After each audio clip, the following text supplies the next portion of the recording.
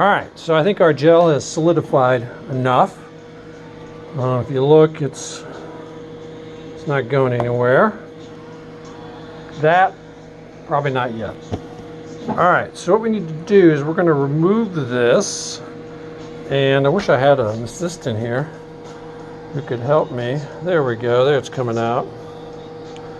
So we had it sideways because we have to have it in there, something blocking the edge so the gel doesn't run off. But now that it's solidified, we're good to go.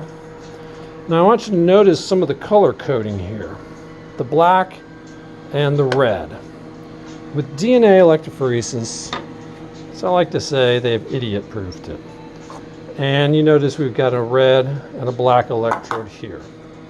So what we say is, with DNA electrophoresis, you always run to red. We know that DNA has a negative charge, so red is the positive electrode. So we want to load the DNA on the end that has the black, and it's going to run to red. If we had it the other way around, the DNA would quickly run off this short end of the gel. So now what I'm going to do is try to do this one-handed. I'm going to carefully pull out the so-called comb.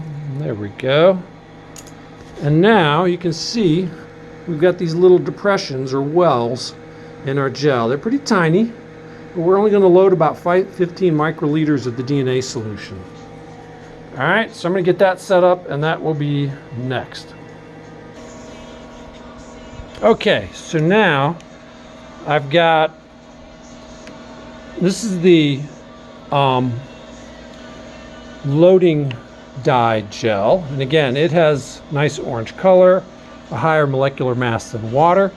And here's our little cute little PCR tubes. They're pretty small, as you can see, and again they only have 40 microliters of the DNA solution, so we're going to add 10 microliters. And here's the micropipetter. You can see I've got it set, well gosh dang it, I've got it set for 10.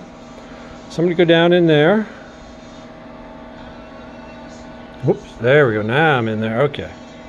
And I'm going to draw out 10 microliters of solution and put it in with the DNA.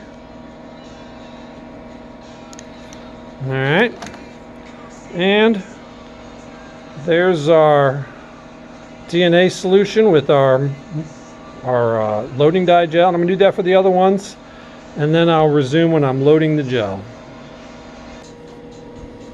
Now I want you to notice with the micropipetters, they come in 3 sizes and they're color coded, and all the manufacturers use the same convention. There's white, yellow, and blue. And the white are for very small volumes. You can see anywhere from 10 to a half a microliter, and you use the white tips.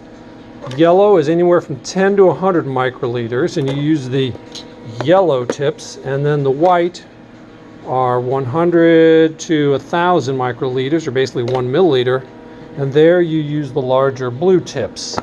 You always use the disposable tips, first of all because you don't want to contaminate your samples, and also the pipetters are not made to be pipetted into their actual ends. You have to use a disposable tip.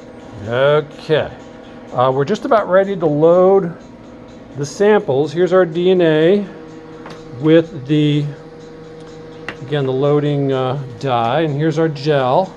I've poured some TAE buffer in there. The gel is now bathed in the TAE buffer. Notice there's a wire at either end. There's an electrode here, and there's an electrode here. And so that's what's going to cause the current to run through our gel. All right, hang on. Okay, our DNA samples are loaded. Again, I used a new tip for each one, and I used the micropipetters. As you can see, I was a little sloppy there. I spilled some, but most of it is in the well. The blue one is what's called the molecular mass ruler, and it is a known sample of DNA of particular pieces and size pieces, and it's going to be the benchmark we're going to compare ours to see what size our pieces are. And so we got to put our lid on. You always have a lid so that you're not inclined to stick your finger down in the liquid while the electric current is running through it, because we're going to be running 75 volts through this thing, and that is enough to give you a really good shock.